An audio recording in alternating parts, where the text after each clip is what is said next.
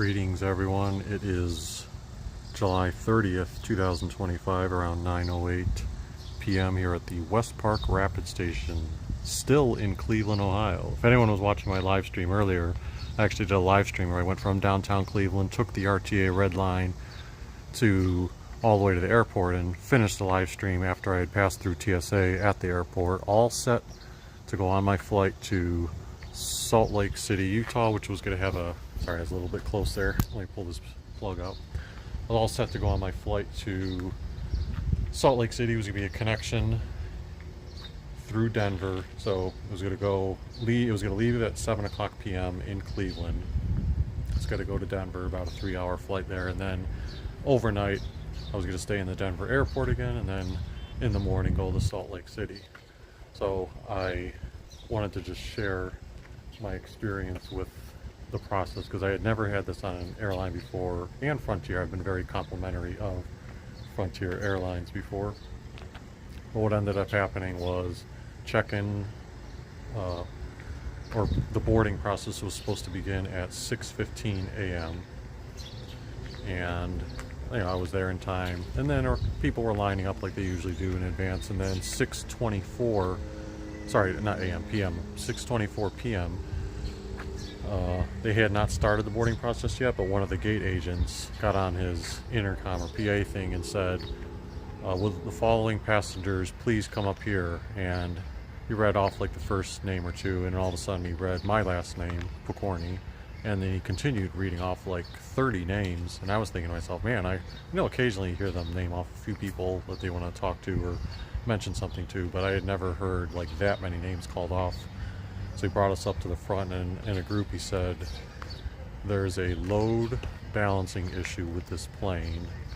We're going to try to get you all on, but for now we've put you all on standby.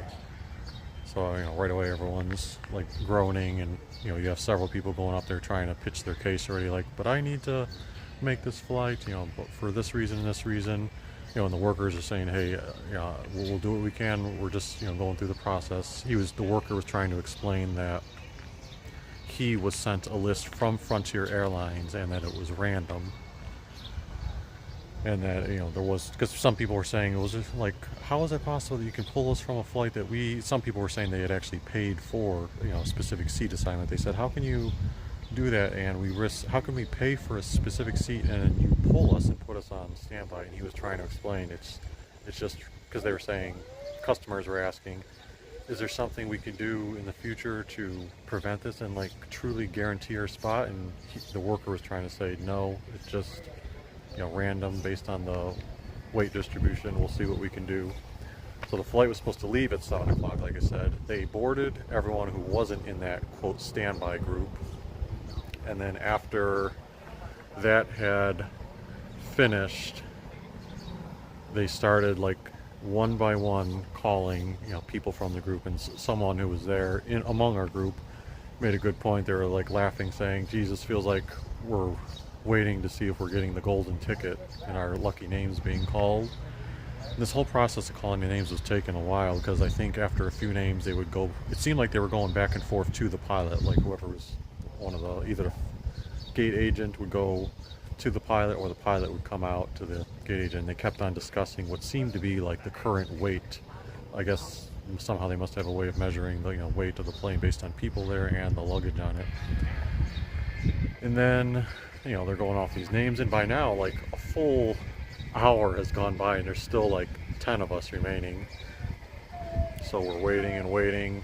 They continue doing it, and then there ends up being at one point the gate agent reads off the remaining like 10 or 12 people's names and says, okay, I just want to make sure you guys are still here while I go through this process, like doing an updated attendance check.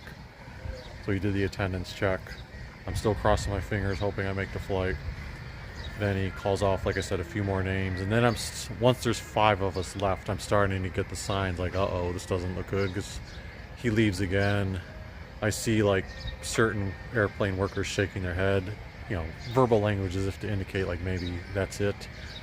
And then after a few more minutes, I'm peeking out the window because I can see the plane, and you see the jet bridge slowly starting to back away from the plane, and the five of us are still out there. And as soon as I saw it backing away, I was like, well, I guess they've decided they're full and they're backing away. So yes, then eventually a few minutes later, the gate agent who was working on all this came back out and said, I apologize to everyone, but the rest of you are going to have to be rebooked. And I was the first one up to be rebooked, and he said there's no flights tomorrow to my destination. Well, there are, but he said they're both full already. So the earliest they could do is Friday morning, leaving Friday morning. This time instead of connecting in Denver, it'll connect to Las Vegas, and I'll get to my destination eventually Friday afternoon if all goes well. And in exchange, they said they're going to email me a $750 flight credit. There's a caveat to that, because I know this with Frontier flight credits in the past. You can, let's say I wanted to use it on a future flight and I see the flight only costs $200 round trip. I can use it, but once I use it, even though it's not the full $750, it's wiped. So if my flight was $200 and I decide to use that flight credit, you don't get the rest of the flight credit back. It's done and over with. But what you can do, because I was trying to ask him, he said, I was thinking of this strategically, if I wanted to book like 4 people on the same reservation, and maybe that total cost would add up to be a lot, you can do that, he said. So that might be something. I mean, I'm not gonna, it sucks one hand to have it delayed, but additional day in Cleveland. It's more of thinking about like the future, like geez, like I wonder how frequently this happens. And I wonder, the gate agents didn't quite have the best explanation as to what or why a load balancing issue is. Some of the stuff they were trying to say was they think like it was actually the bottom of the plane, like the underneath the plane, that was too light, and that if they had too many people on top, it would like throw off the distribution. So I don't know, that was a little confusing. And then what else did they say? I think that was about it. I mean, I know a lot of the people did get on. Of that group of 30 people, 25 of them obviously got on the plane, but I could hear a lot of their stories. One of the guys was saying that he actually had his initial flight on Monday and was already bumped and rebooked 2 days later to today. So he was the first one up there, kept on saying like, hey, I want to make sure I get on this flight. I've already been bumped once. I can't be bumped now again for Friday. There was one person who actually got off the plane because he was with someone else, like a buddy. So they were split up. One was on standby and one was not on standby. So one of the guys actually boarded, went to his seat, and then like 10 minutes later came back out and told the gate agent, hey, I just want to hang out here and wait, because if the guy, my buddy on standby, does not get on the plane, I'm going to choose to also get off the plane, and I don't want to like split us up. So that one guy was one of the people who did not make the plane either. So even though I said 4 of us were on standby, or 5 of us were on standby, one of them was technically originally on the flight and chose to leave. I don't know if they replaced that person, like if that opened up another spot for someone, or if it did not. But anyway, yeah, didn't expect that tonight. Sometimes you expect like weather related things. You expect there to be potentially mechanical issue with the plane itself, that no one leaves. But I didn't foresee a scenario ever where I checked in, picked a seat, and everyone else is boarding, but I get bumped off the plane essentially. Anyway, I just wanted to recount that story while it was still fresh in my mind.